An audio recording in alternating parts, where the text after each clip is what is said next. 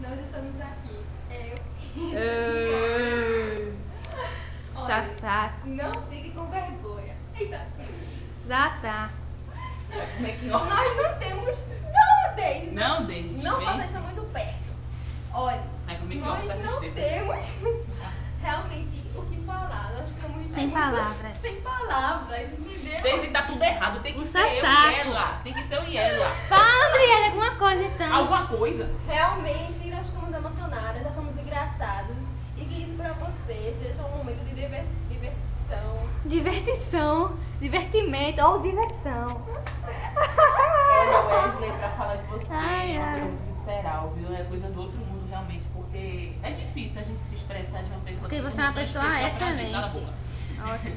Falar de você é fácil, mas ao mesmo tempo é muito difícil. Então eu quero que você saiba, resumindo esse balaco todo, que você é uma pessoa muito especial pra nós e que você sempre será, viu? Não importa o tempo que passar, não importa o vento que sobrar.